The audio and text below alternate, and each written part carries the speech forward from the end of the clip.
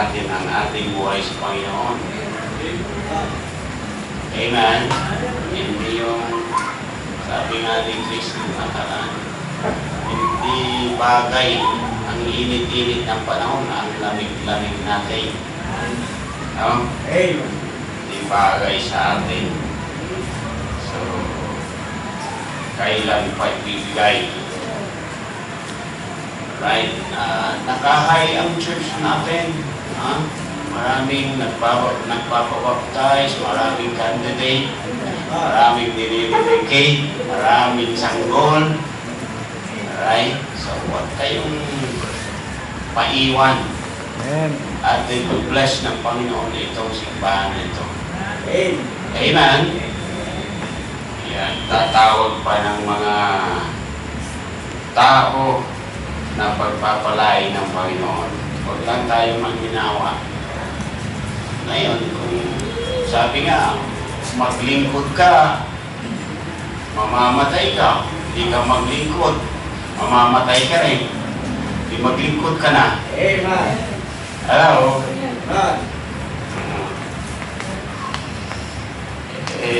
Wala naman hindi napapagod sa atin. Wala naman hindi nagkakasakit. Amen. Di ba? Sabi ko nga kay Mang Pio, hindi na mapagod. Hindi pwede. Marami tayong responsibilidad, hindi tayo nabubuhay sa sarili natin. Po, no?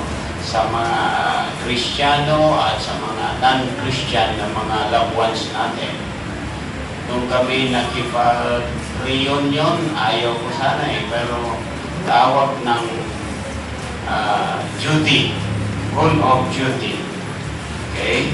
Kasi pag hindi ka gusto na ordinary day, ordinary day, linggo pero hindi kami pwede, kaya hindi naman ordinary day o hindi pa kami sasama. Ano ba sasabihin nila? Okay? Tsaka hindi natin sila mawiwit pag tapos kahapon mayroon na naman kami fellowship. Okay? At sabi ko, hindi ko pwedeng pagod. Nararamdaman ko ng pagod. Kaya pag naglalakbay kami ni Mang Biol, sabi ko, ang hina ng katawan ko. Kung sakasakali, mauna na ako, kaya mo ba? Kaya mo ba? Sabi niya, kakayanin ko. Wala naman tayong magagawa. Sabi ko naman, pag ikaw nauna, hindi ko na rin siguro matatagalan. Susunodin agad ako sa iyo. So, ang usapan namin sa daan ay ganon. Pero, alam niyo, kapatid, tulad kanina, mayroon daw dumating yan, yung mga candidate for baptism. Kasi pinararating ko sila. Yan.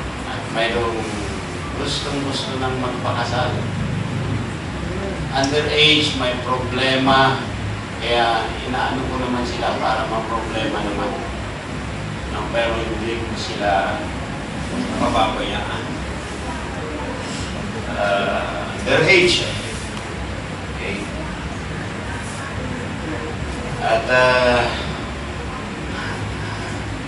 yung isa member doon sa dati na Baptist kung saan siya kasali. Ngayon ay binitawan siya ng kanyang pastor. Bahala ka na, saan gusto raw umaten. So dito siya attend ngayon sa atin. No? So, kung mag-attend ka dito, mag-membership ka dito, maganda, puntaan natin yung pastor mo, magpaalam ka ng maayos. Kasi kami, hindi basta-basta ganun.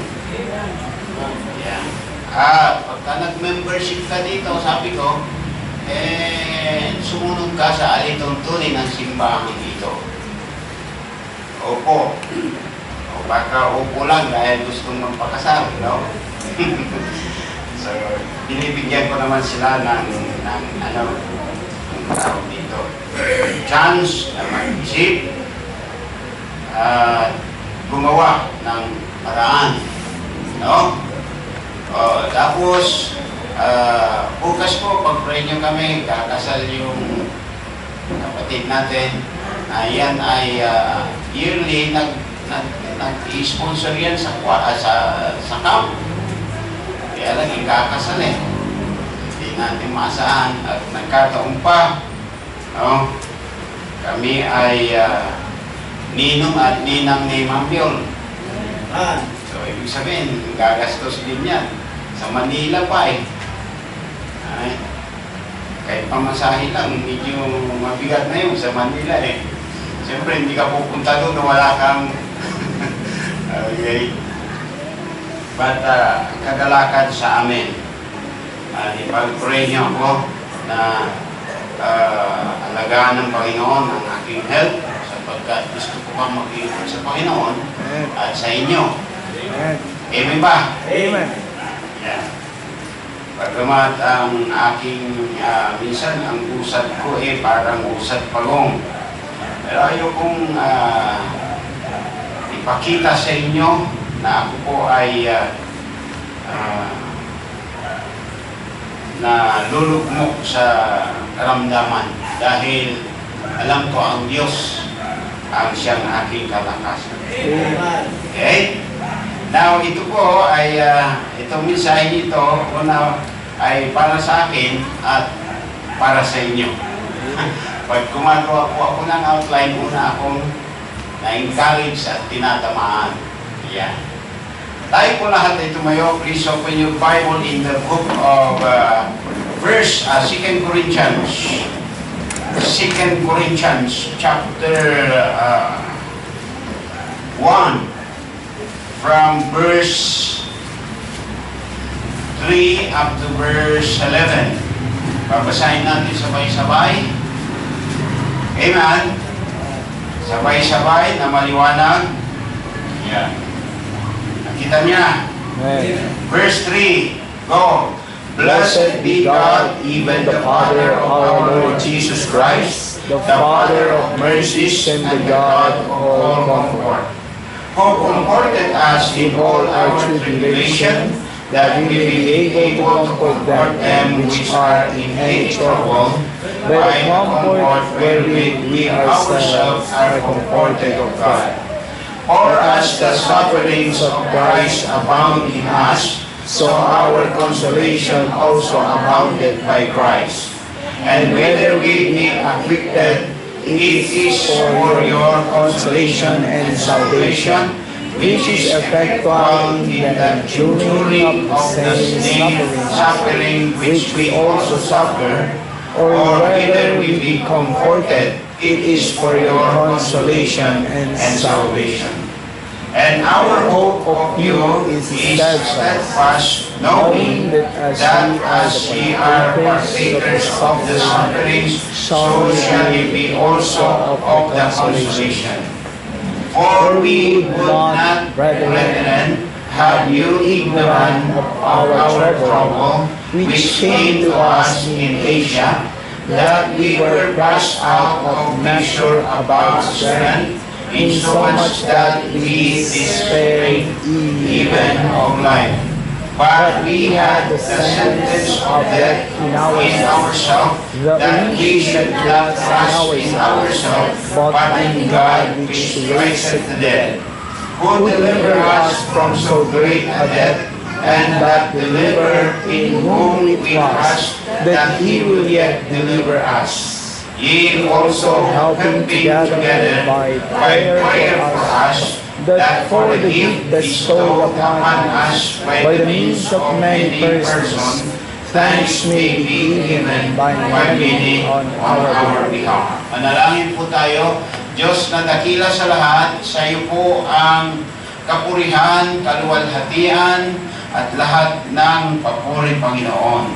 Diyos, salamat po sa inyong patnubay at dinala mo po kami sa lugar na ito upang sama-sama po kami manalangin, tumulog sa iyo at mag-aral ng iyong salita. Pagpalain mo po ang kapulungan ito, ang bawat anak mo, bawat prayer po namin ay umabot na sa inyong pandinig. At Panginoon, alam po namin, Ama, na hindi mo po i-ignore ito, kundi ito po, Panginoon, ay tatanggapin nyo at kayo po ang siyang nakakaalam kung ano ang iyong gagawin o ano ang resulta kung paano nyo ito tutugunin. Salamat po, dakilang Diyos.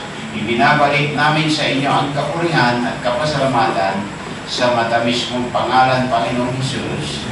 Amen. Amen. Okay? So, as a Christian, ang ating salvation is settled na. Amen? Amen. Once saved, forever saved. Naniniwala tayo dyan. But as long as na nandito pa lang tayo sa mundong ito, ay hindi po tayo exempted sa mga troubles. Even Paul, ang sabi niya dito, hindi kayo ignorant sa mga troubles namin. Okay? But sometimes, pinapayagan po ng Diyos na magka-trouble tayo for the reasons. No, mayroon pong dahilan. And there are benefits. Mayroon po tayong mga benefits po dito. We can gain from sufferings. Sa mga sufferings po natin, ay mayroon po tayong pakinabang. Akala nyo walang pakinabang sa mga sufferings? Mayroon. Kasi kung wala, hindi totoo yung sabi sa Romans chapter 8. Now, verse 28. And we know that all things work together for good to them that love God, to them who are called according to His purpose. So, mayroong sufferings. Minsan, pinahihintulutan ng Diyos yan sa atin for the purpose.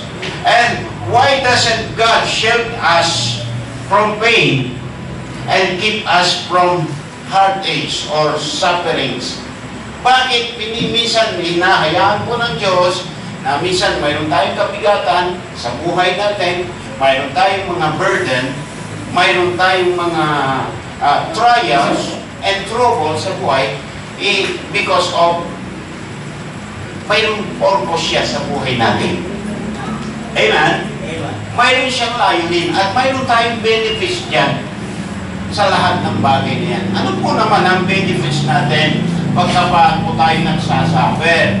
Okay? Mga kapatid na minamahal, mayroon pong layunin ng Panginoon Diyos. Pero tandaan natin, ang ating kaligtasan ay settled na once and for all. Kaya dito, bagamat sufferings ang pag-usapan natin, yung assurance of salvation, matatakil natin dito. Sa verse 10, sabi niya, who delivered us from so great a death. Okay? Mapapansin niyo po dyan yung salitang delivered, 3 times na ginamit. Sa verse na yan lang, no? Who delivered, past tense, us from so great a death. So, yan po ay ligtas na po ang ating kaluluwa sa parusa sa kasalanan. We are saved from the penalty of sin. And that, sabi po dito, deliver. Okay? Right. Present tense yan ang ginamit. So, and that deliver. Ayan. In whom we trust that He will yet deliver. Future yan. So, as a Christian, we were saved from the penalty of sin. And secondly, we are being saved from the presence of sin or from the power of sin. And yung pangatlo, mga kapatid, we shall be saved from the presence of sin. Okay? So diyan, makikita rin natin diyan yung doctrine na tinatawag na justification. Okay? Our spirit was justified, no? And our soul is already sanctified, and our body shall be glorified. Yan. Now, dito, bakit ligtas na rin naman tayo? Hindi pa tayo sinilyoan o anong tawag dito, yung inilagay sa, kumbaga, inilagay ka sa bote o garapon tapos tinakpan para hindi na langgamin. Ha? Hello, amen? Diba tayong mga nanay, ayaw nyo na yung asukal pag nagkape ka, mayroong langgam. Anong ginagawa mo? Ilalagay mo yung sugar o yung asukal sa garapon na may takip. Kung yung takip hindi reliable na para hindi makapasok yung langgam o napapasukan pa rin ng langgam, anong gagawin mo? Anong paraan? Iaansagan mo siya. Amen? Para hindi mapasukan ng langgam. Bakit hindi na lang tayo ginawa ng Diyos na ganon? Yung hindi na tayo mapasukan ng langgam. Hello, amen? O kaya, yung hindi na tayo makaranas ng sufferings, ng trouble sa buhay natin, ng karamdaman, ng problema, ng sama ng loob. Bakit hindi ginawa ng Diyos yun? Okay? O hindi ba, ang pinakamasakit, mga kapatid, na minamahal, na karanasan ng isang tao, narinig ko yan sa isang anak. Sabi niya, ang pinakamadilim na yugto ng buhay, yung mamatay, yung mahal mo sa buhay. Yung isusuot na yung katawan ng iyong loved ones, ng parents mo, o ng parent mo, ng tatay mo, ng nanay mo, o ng asawa mo. Amen? Amen. Naalala ko yung isang anak, nung ininig yung tatay, palabas na. Pagdating doon sa gate ng cemetery, alam niyo, bumalik. Walang kasama si tatay.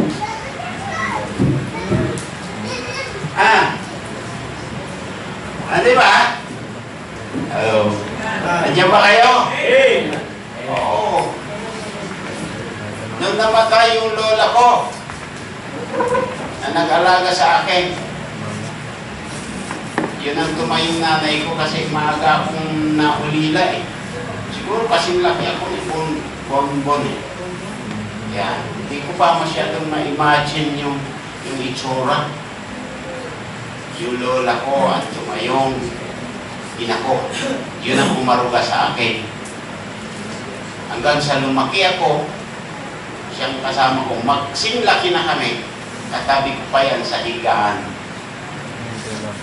Until na nung medyo naligaw ng landas, na barkada, okay. Mabuti na lang, natagpuan ako ng Panginoon. Hindi ba nakita ni Marlon na lola niya sa tukod? Yan. So, mga kapatid, why doesn't God shield us from pain and keep us from heartache? Okay? Mayroon bang benefits dyan? Yes. Ano po ang first benefits natin? First is the ability to comfort others. Pag-experience mo, at may naka-experience o naka-experience at yung sa kasalukuyan, nakakaranas yan, mayroon kang kakayahan i-comfort. Nung nasa Bible school ako, tapos pumunta na ako dito, nag-start ako sa mission. Sabi nyo, maraming nadaanan Starting pa lang ng mission nagkasakit ako ng mabigat na karamdaman. Kala ko mamamatay na ako. Okay? Umuwi ako sa pastor ko, umiyak ako. Si Ma'am Yol, kapapasok pa lang sa seminary. Umiyak ako. Sa Mountain View siya pumasok Nagkailang linggo pa ata. 1 linggo lang 1 linggo. Pinauwi. Uwi ka na. Okay? Alam niyo, siyempre, pastor na po ako dito, nag-mission na. Asawa pala ng pastor yan. Inilagay siya doon.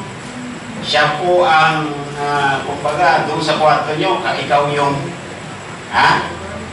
sa dormitory, monitor siya. Okay? Kumbaga sa mga katulong, sa yung mayordoma doon. 1 week pa lang, nag-quit na.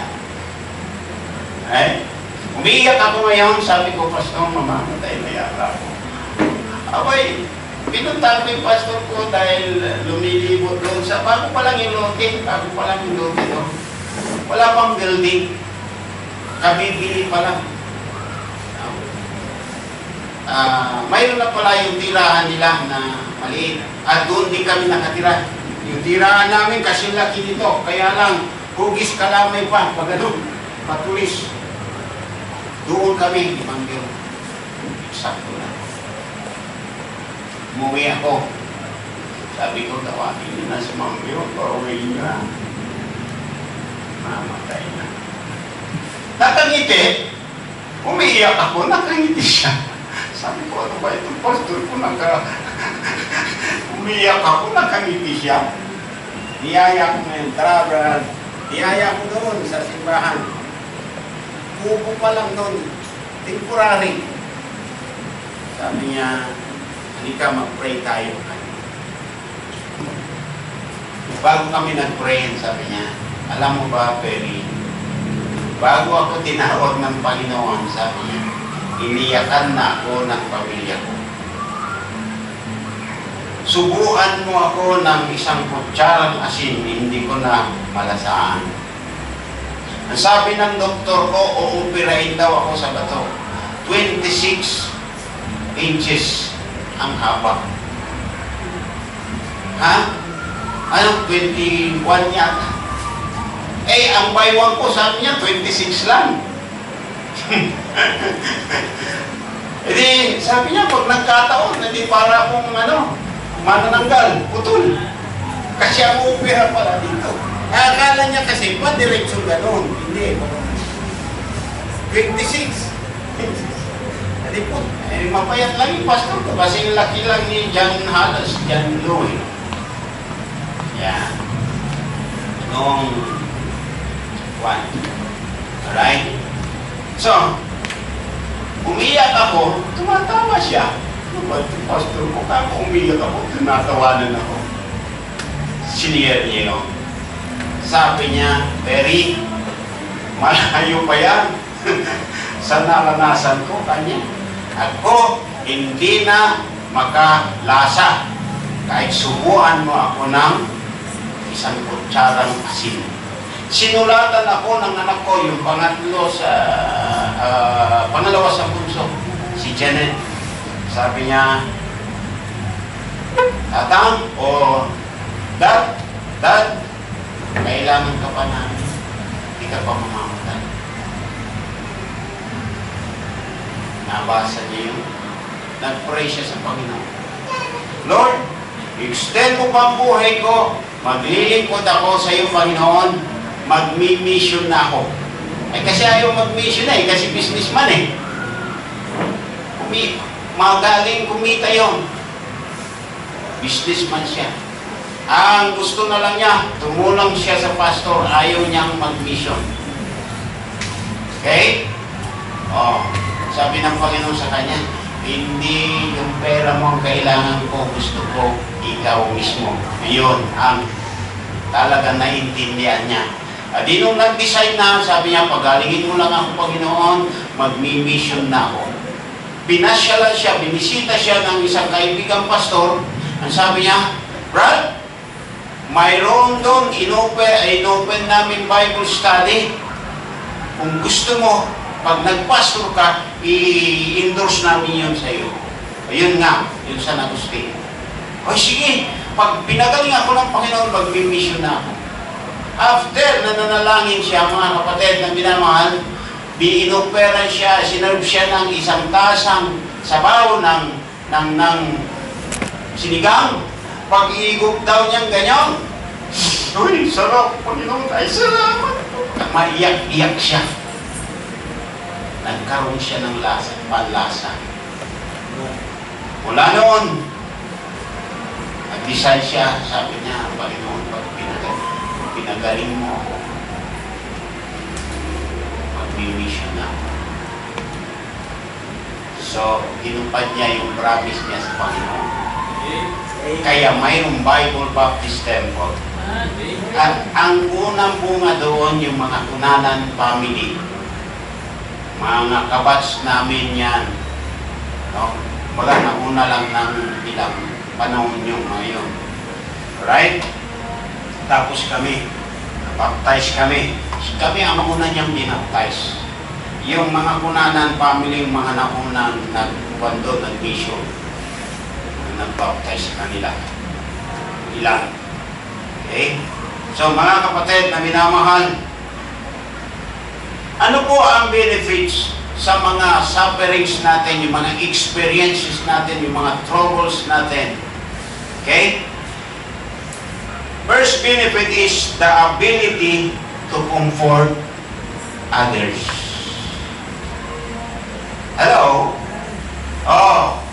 Bakit? Experience niya yan eh. Diba? Sabi niya ngayon, nakangiti lang sa akin kasi hindi pala masyadong ganong kagrabe yung sakit ko. Hindi katulad ng sakit niya. Nag 50-50 na siya. Ako, 20% pa lang. Okay? Mahina loob ko. Amen. Sa mga ganon, mahina loob ko. Amen. Pero salamat, may nagpalakas sa akin. Hindi lang ang Panginoon, kundi ang pastor ko.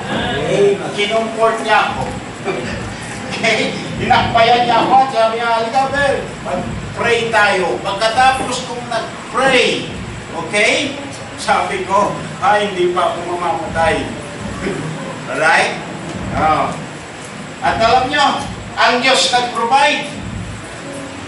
No? Nung dalhin ako sa ospital, wala kaming kapera-pera, may nagpresenta o Brad, tara, dali ka namin sa ospital. Sarili niyang sakyan. Pagdating doon sa ospital, mayroong kakilala. Sabi niya, sige, akong bahala dito. Pagdating nung kainan na, wala kami kakainin eh, tanghalian eh. Kung wari, bumubunot ako, wala naman. May nag-provide. Pag-uwi namin, may nadatnan kaming pastor sa bahay ng pastor ko. Sabi niya, okay, yung 6 months mong gamot, sagot ko. Amen. Wow!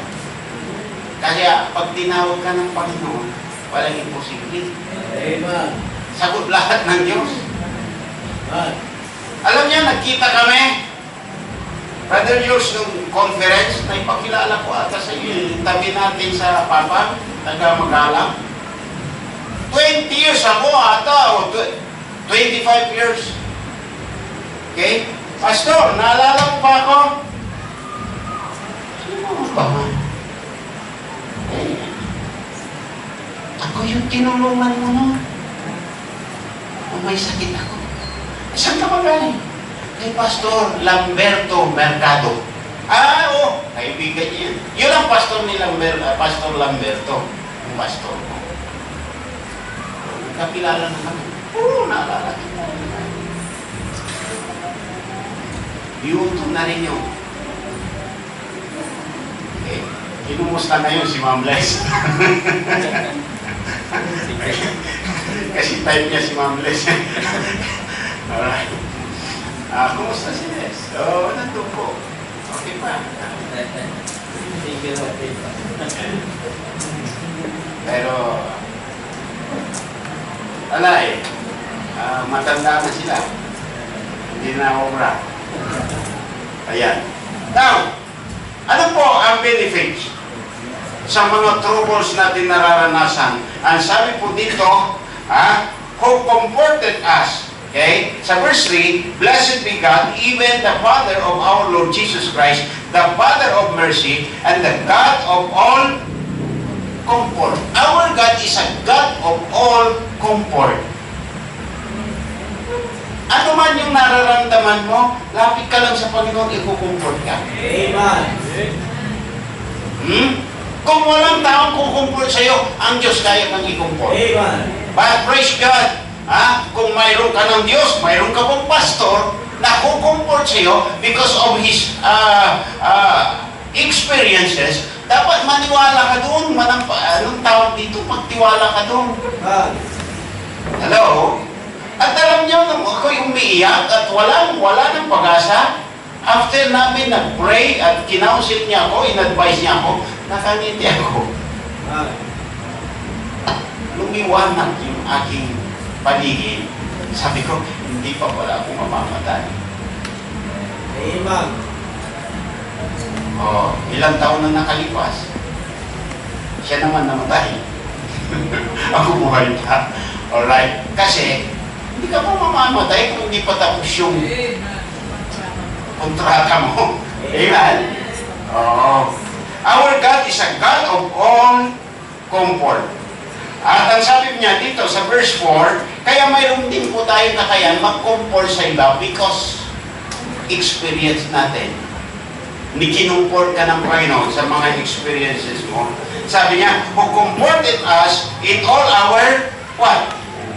Tribulation.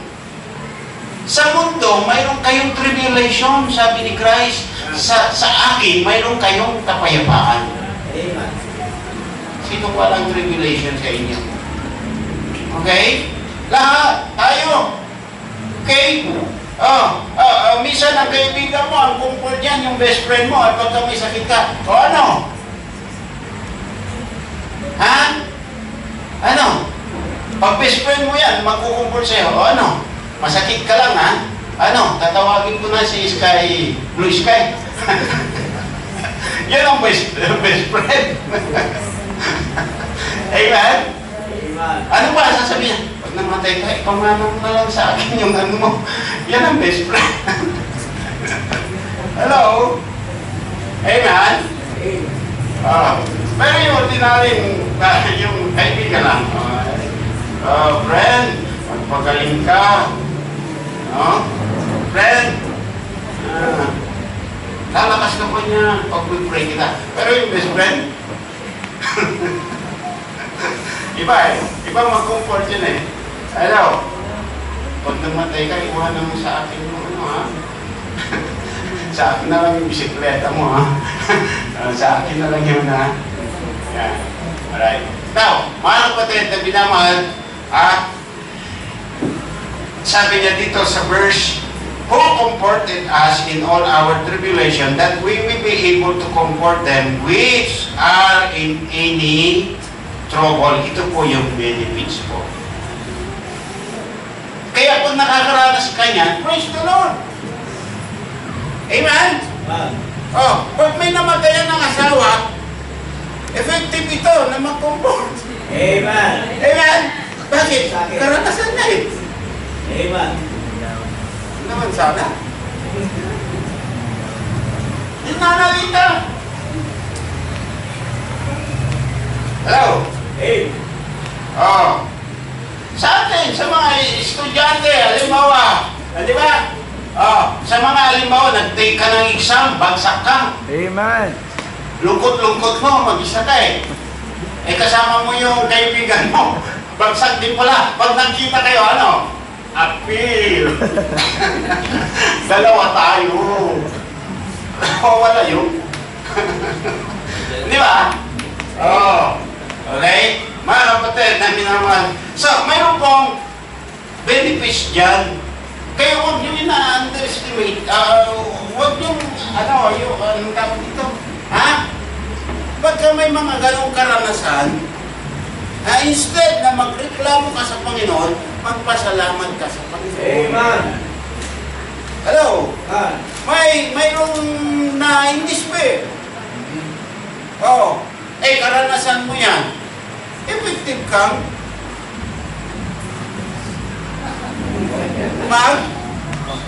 mag-advise, mag-counsel, may nabasted. Karanasan mo nabasted, effective ka doon. Amen. Hello, amen? Amen ba? Amen. Pero ako hindi effective dyan. Amen. Tawa ka ha? Alright. Mga kapatid. So, mga kapatid, naminawan, sabi niya dito, who comforted us in all our tribulation that we may be able to comfort them which are in any trouble by the comfort wherewith ourselves are comforted of God. Experience mo.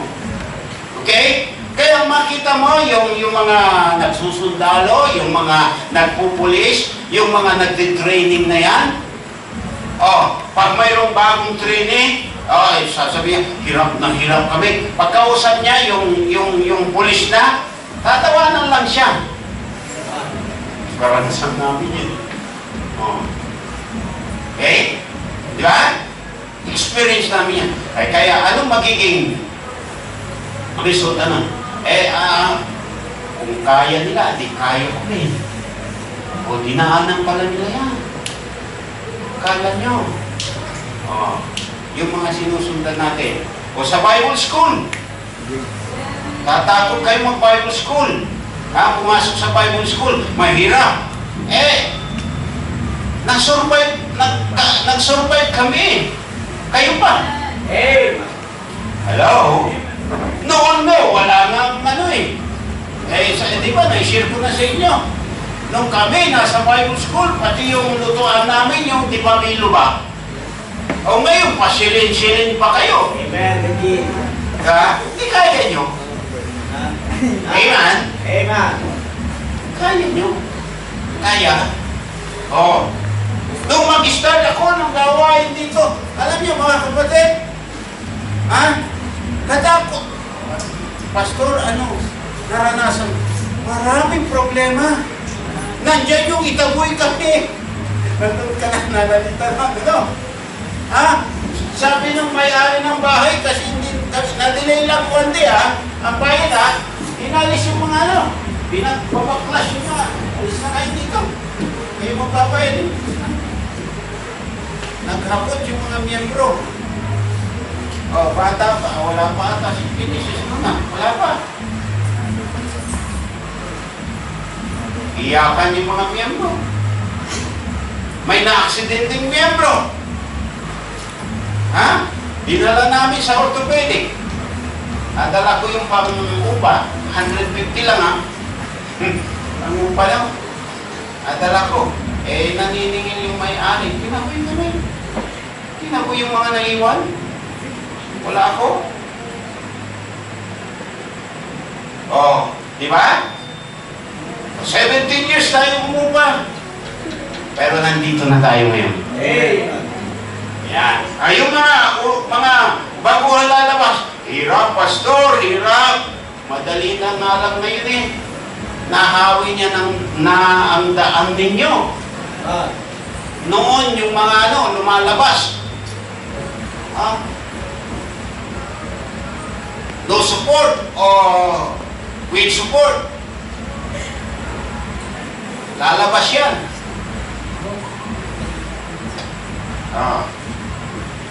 Ngayon yung iba, bago lalabas, nandideputize pa. Yan. Hindi lalabas kung walang sasakyan. Alam mo? Mag-vision kung walang sasakyan. Mga kapatid, na minamahal. So, ano po ang unang benefits po natin? The first benefit is the ability to comfort others. So, when we experience troubles in life, experience natin yan Okay? Halimbawa, ikaw papasok na boxer. Okay? Gusto mong ma-train. Sinong pipiliin mo? Na trainer mo? Sparring partner mo? Dapat si Pacquiao. Diba? Dapat si Pacquiao. Kasi experiensyado na yan. Alam niya yung technique niyan. Ganun po, mga kapatid na minamahal. So, ano po ang benefits po natin pag nagkakaroon tayo ng mga trouble sa buhay natin? Amen. The ability to comfort others. Amen. Ayan. Kaya tayo mga magulang, kayong mga anak, kung mayroon kayong lalapitan tao, yung magulang mo. Amen. Ha? Oh, tignan mo yung diskarte niya sa buhay. Paano? Yan. Ganon. Sa mga lalaki, sa mga babae, tignan niyo yung mga ina niyo. Hello? Yung mga tanging nanay niyo. Na siyang mag-i-impluensya sa inyo. Eh, ba? Oh, kaya ako, nagkukwento ako kay Ma'am Bel, yung lola ko, lola mo na naman yun eh. Eh bakit? Nakita ko eh. Kaya nung maliit pa yan si Brian, tumitira dito yan, pag nagkaganyan si Ma'am Bel, sabi, lalayo si Ma'am Bel. Sabi ko, nainis si Ma'am Bel, salamat ka. Ay, sabi ko, hayaan mong pinapanood ka para gayahin ka niyan kung anong ginagawa mo. Amen. Hello? Amen. Saka, Naglinis niya. yung mga anak niyo, pagka ganon, pabayaan nyo. Diyo, sisiko mo, alis ka ba dyan? Ano ba? Yes, Sister Dave. O, naglalaba ang nanay niyo, tignan niyo paano siya maglaba, para matuto kayo maglaba. Namamulan siya, panuorin niyo. Amen? Amen? Hindi, pag ginagawa mo, namamulan siya nanay mo, abala ka, uutusan ka pa, iiyak, pakiapon mo nga yung tubig, anak. Wait lang nanay, wait lang. Wala experience. Alright? Ano po yung pakinabang natin? Alam niyo, pagka kaya tayo, bakit masinop yung mga nanay nyo? Kasi experience nila, nakaranas yan ng hirap. Amen. Hello? Tama ba? Amen. Nakaranas. Oh. Salamat kayo, hindi nyo na naranasan nakipagtanim para matapos sa pag-aaral. Ha? Amen. O natapos ka sa kurso mo, hindi ka nakipagtanim ng palay. Amen. Ha? Yung tatay mo, bago matapos siya, nakipagtanim niya. Yes, Amen. Amen, Jen. Hello? Amen. Pariko. Now, and whether we be affected or afflicted, sabi niya dito, it is for your consolation and salvation, which is effectual in the enduring of the same sufferings which we also suffer. Or whether we be comforted, it is for your consolation and salvation. Para saan yun? Para sa atin eh. Alam nyo, kaya tayo po ay nagtitiis ng mga troubles at hindi tayo tumatakbo alang-alang doon sa susunod sa atin. Amen. Tama ba? Amen. Amen. Oh. Okay? And second benefit is a dependence on God. Verse 8. Verse 8 to 9. Kita niya pagka nakakaranas ka ng mga trouble sa buhay mo, nakikita mo yung mga weaknesses mo. Nakikita mo yung ability mo. Kulang yan, kulang. Yung ubos ng lakas mo, doon sa hangganan ng lakas mo, doon yung pasimula ng lakas ng Panginoon. Ng kahinaan ng Panginoon. Wala. Yung mabigat sa'yo, sa Diyos magaan lang. Hello? Amen. Yung hindi mo kayang gawin, kayang gawin ng Diyos. Amen. Oh. So ano po, yung pangalawang benepisyo o pakinabang, mga kapatid na minamahal, Bakit ang Diyos hindi pa tayo sinilyoan o inilagay sa lugar na yung hindi na tayo makaranas ng hirap, sakit, problema, sama ng loob? Bakit? Okay? For we would not, brethren, have you ignorant of our trouble which came to us in Achaia or in Asia, that we were pressed out of measure above strength, in so much that we despair even of life. But we had the sentence of death in ourselves, that we should not trust in ourselves, but in God which riseth the dead. Okay? So that we should not trust in ourselves. Sabi ng Diyos, without me, you can do nothing. Amen. Natatakot ako doon sa taong sobrang yabang, kaya ko ito. Kahit anong laki ng kita mo, huwag kang magmayabang. Amen. Nasasabi mo, kaya ko ito. Hinihipang ka lang ng Panginoon. Hello? At yung nakadepende ka lagi sa diskarte mo, dapat magtiwala ka sa Panginoon Diyos. Amen.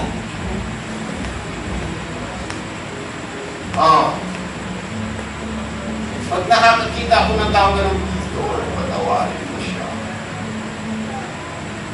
Hindi niya alam kanyang ginagawa. Amen? Amen. Tiwala ka sa pera, tiwala ka sa kakayahan mo, tiwala ka sa kayamanan mo, tiwala ka sa lahat ng bagay, wala kang tiwala sa Diyos. Wala ka. Without me, He can do nothing. Sinabi lang niya Apostle Paul na I can do all things. May karugtong yun. Through Christ, which strengtheneth me. Amen.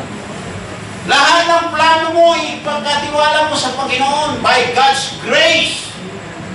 By God's grace. Amen. Hello? Amen. So ano po yung pangalawang benefits natin? A dependence on God. Sabi ni Paul, okay, but we had the sentence of death in ourselves, that we should not trust in ourselves. Trust in the Lord with all thy heart. Lean not unto thy own understanding. Hello? In all thy ways acknowledge God, acknowledge Him, and He shall direct thy path. Your part is to acknowledge Him, and His part is to direct thy path.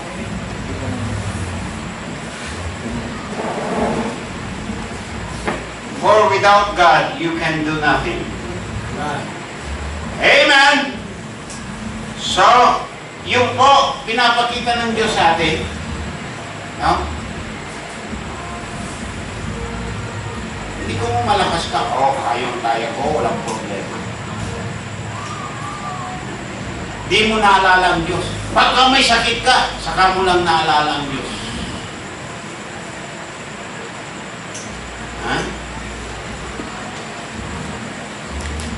Kapatid, alam niyo, ang hindi maganda ang attitude ng tao, pag mayroon ka, akin to. Akin to. Hindi, sa Diyos yan. Amen. Sa Diyos lahat yan. Amen. Hello, amen? Akin to. Lakas mo, sa Diyos yan. Galing. Amen? Kaya ko. Hindi mo kaya. Kaya ng Diyos.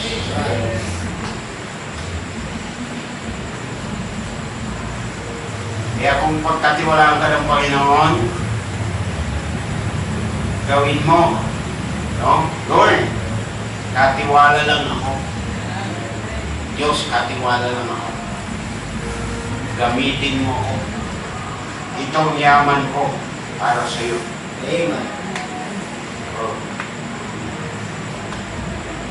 Hindi mo yan madadala eh.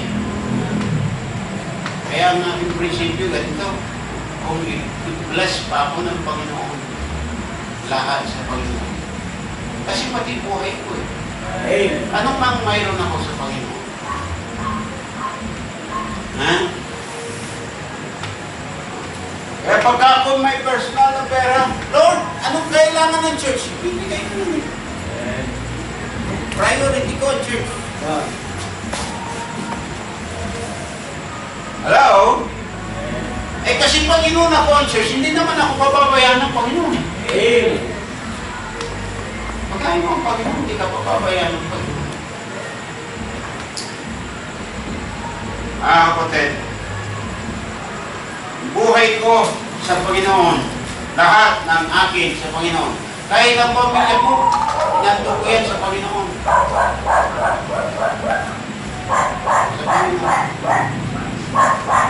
Kahit may mga opportunity na mas luluwag ang buhay nila, I rather choose to stay in the ministry. Hello? Amen. Luluwag ang buhay mo, wala ka naman sa ministry. Walang kwenta yun. Amen? Amen. Kahit na-asenso ka, luluwag ang buhay mo, wala ka naman sa ministry. Walang kwenta yun. Lahat mong tag yun. Amen? Amen. Oh. Eh, maghirap ka sa ministry. Hindi puro hirap eh. Kahit naghihirap ka, mayroong peace of mind. Amen. Diba? Alam mo, nasa Panginoon ka. Nasa kalooban ka ng Diyos. Kaysa luluwag ang buhay mo, wala ka sa kalooban ng Diyos. Hello? Amen. So, ano po ang benefits? Una, the ability to comfort others. When we are afflicted, when we are in trouble, when we are in tribulation, ano po benefits natin yan? Akala nyo wala? Hindi totoo yung sabi ng Romans 8:28. All things work together for good to them that love God, to them who are called according to His purpose. Good and bad working together for our own good. Sweet and bitter working for our own good. Okay? So mga kapatid na minamahal. Alright? And then pangatlo, the third benefit is learning to give thanks in everything. Learning to give thanks in everything. Amen. Ano pong benefits natin sa trouble? Okay, naranasan mo, naranasan mo, nakapera, tapos bigla kang nakapera. Ay, salamat. Kala ko habang buhay, wala akong pera. Naranasan mo, nakasakit, tapos gumaling ka. Ay, salamat. Kala ko mamamatay na ako, magbubuhay pa pala. Hello? Amen? Tinatakot lang tayo ng diablo. Alam niyo ang takot? Nasa isip na. Maraming panakot ang diablo. Pag wala kang trabaho, tatakot ka. Amen? Amen. Paano pa kaya kami? Kamamatay kami sa butong. Maraming takot eh. May trabaho ka, natatakot ka, baka natanggal ka. Di ko muna wala ang trabaho mo, patay ka na. Hindi. Maraming walang trabaho, nabubuhay. Amen. Hello, amen? Yun nga lang, baboy yun, walang trabaho, nabubuhay. Yung baboy, tama-tama, walang trabaho yun, kumain lang. Pero dapat may trabaho ang tao. Hello? Ayun ba? Amen. Pinapatawa ko lang kayo. Kasi ang baboy, patabain yan eh. Tapos kakatayin lang. Amen. Kaya kung tao ka, dapat may trabaho ka. Kasi yung ayaw magtrabaho, wag din daw. Pakainin. Man.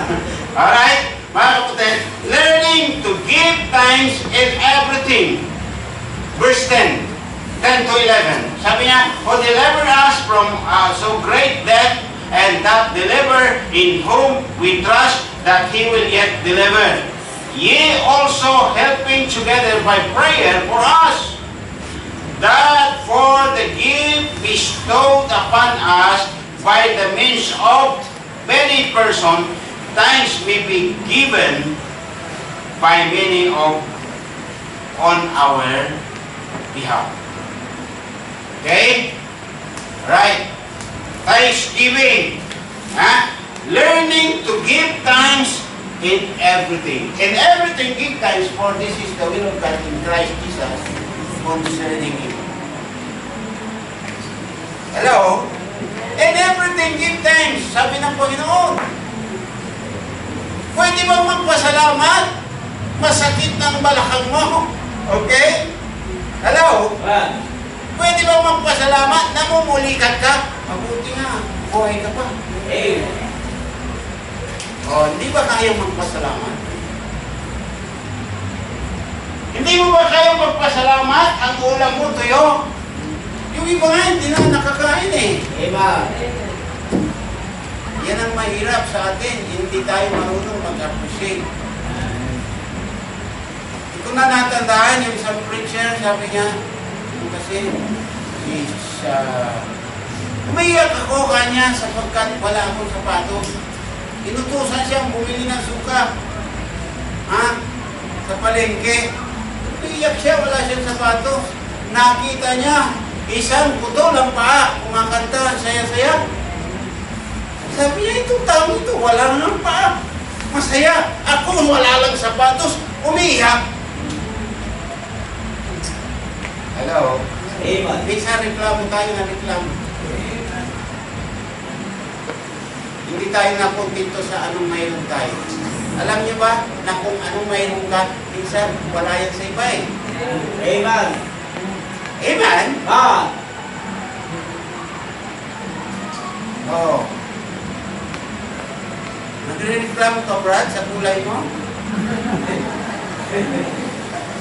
Ito mukha mo nga si Bob Revilla. Amen. Kakabaw. Alam niyo yung mapuputi, gusto mo umitim. Aha. Mayroon akong nakasabay na puti. Sabi yung gusto kong umitim. Ito namang itim, gusto kong kumuti. Parang nagkamali ang Diyos, no? That's kami. Dapat katamtaman lang kasi. Hello, amen? Man. Oh, itong kulay ko katamtaman. Man. Maputi-puti ng konti dito. Dito maitim. Kasi sa pag-drive na bibilang. At least balance. Maputi ng konti. Ito maitim. Mga kapatid na minamahal, ang buhay natin, marami tayong dapat i-appreciate. Marami tayong dapat ipagpasalamat. Amen. Pasalamat ka sa anumang kalagayan mo. Man. Hello? May sakit ako eh, magpasalamat. Yes. Dahil buhay ka pa. Yung bagay na ngayon. Amen. Amen. Man. Nakakaingit naman siya. No, walang sakit. Walang sakit. Di ba na lang ikaw, huwag kayo makasakit. Amen. Alam niyo, minsan, naawa tayo sa ating sarili. Masyado tayong naawa sa ating sarili. Kaya hindi tayo kinakaawa ng Diyos. Man. Maraming tao ay kaya ayaw magbigay sa Panginoon dahil naawa sa sarili. Akin nga, kulang pa ito. Hello? Man. Ayaw mag-tithes. Naawa sa sarili. Kulang na nga eh. Babawasan ko pa. Amen? Man. Hello? Ayaw mag-sacrifice. Naawa sa sarili. Mahirapan yata. Oh. Ayaw mag-sponsor. Hello, Amen? Man. Kulang na ka eh. Yung mga i-sponsoran, maglalakwat. Hindi, sino may sabi sa'yo maglalakwat siya ng mga yan? Puyatan yan. Man. Amen? Amen. Matututo yung mga yan. O siyempre, kasama na dyan yung enjoyment. Magpupunta sila sa isang lugar na hindi pa nila napuntahan. Alam niyo, sabi ko, mula nung ako'y naging Kristyano, lalong masaya ang buhay ko kasi yung lugar na hindi ko napupuntahan, nung naging Kristyano ako, napupuntahan ko. At yung lugar na hindi ko dapat puntahan, hindi ko na mapupuntahan. Hindi na ako mapupunta sa impyerno. Hello, amen? Amen. Naging Kristyano ako, nakarating ako ng Baguio. Hindi ko nararating yun eh. Oh, bakit? Eh, may kapit. Man. Oh, sipin mo, makakalakting ka ng Los Baños lang muna. Dahil sa kamo. Eh kung hindi ka Kristyano, hindi ka makaparating doon. Man. Hello. Hey. Amen. Anong gagawin mo doon? Okay? Alam nyo, talagang ang prayer ko, lahat ng young people na isama natin yun. Kaya lang yung iba, walang effort. Walang pakialam. Gusto lang sumama. Gumawa mo kayo ng paraan. Amen. Man. Amen. Amen. Dapat isponsoran, may sponsoran. Right. Yung pamasahe. Kaya nag-suggest naman ako na dito sana yung hindi tatawid ng Manila. Kasi kung hindi tatawid ng Manila, mararating ng ating mga sasakyan na walang problema. Di ba? Sa Baguio, nakarating yung ating sasakyan sa Lagilian eh. Eh kaya lang, itawid mo yan sa Manila, ang layo ka pa, paparay ka na ng pulis. Titikita ka kagad yan. Revise plate number. Improvise plate number. Multa. 1,500. Smoke belcher. Oh. Okay? Walang registro. Another multa. O tapos yung nagdadrive without license. Mas mahirap yun. Ito pa mahirap. Yung driving without Car. vehicle. Alright? Nakakita ka ba niyan? Mas malaking multa yun, right? Alright? Kapatid, sa minamal, ano po ang mga benefits natin sa mga trouble sa buhay natin? Number 1 is the ability to comfort others. May experience kayo sa Panginoon. Number 3, ay number 2, ha? Depends on God. Dependence on God. And then number 3, learning to give thanks in everything. Matututo kang magpasalamat sa lahat ng bagay. Pasalamatan mo, Panginoon. Hello? Amen. Bago ka kumilos, pag-gising mo ng umaga, bago ka umigop ng kape, dapat nag-pray ka na, nagpasalamat ka na sa Panginoon. Bago ka pumindot ng gadget mo, nagpasalamat ka na sa Panginoon. Amen. Yung plano mo, yung lakad mo, ipinagkatiwala mo na sa Panginoon. Yung decision mo sa maghapon, yung gagawin mo, ipagkatiwala mo na sa Panginoon. Man.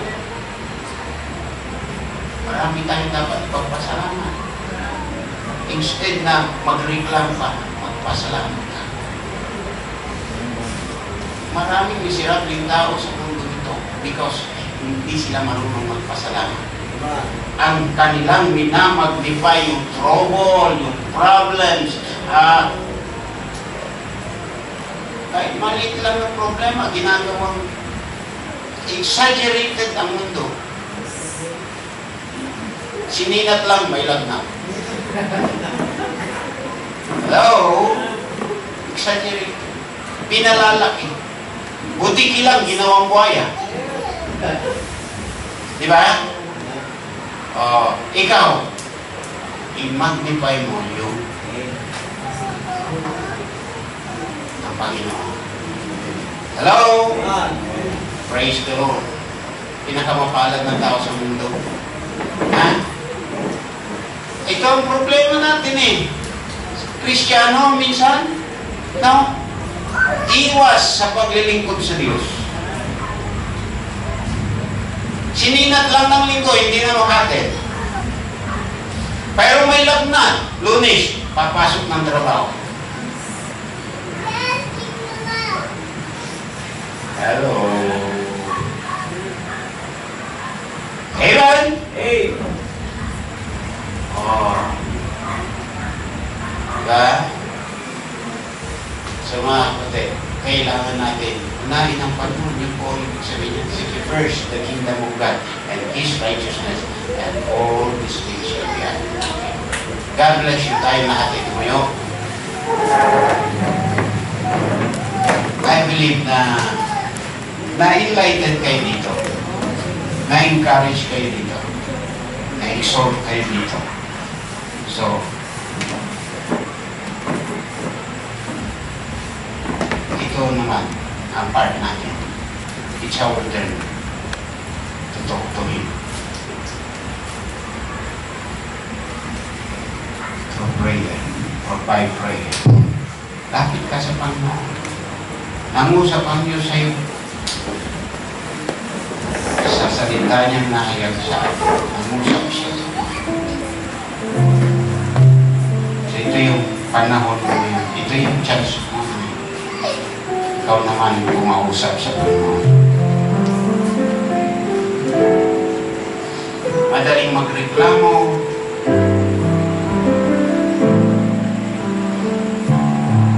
Ang dali natin mag-complain sa Panginoon.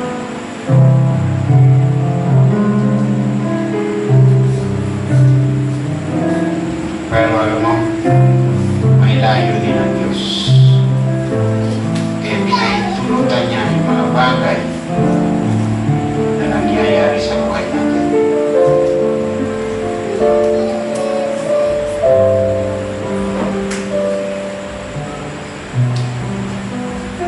Kaya niya na hindi na tayo ibigyan ng problema, karamdaman, pero hindi niya yan ginawa because He has a purpose in our lives. Mag-mature tayo, matuto tayo.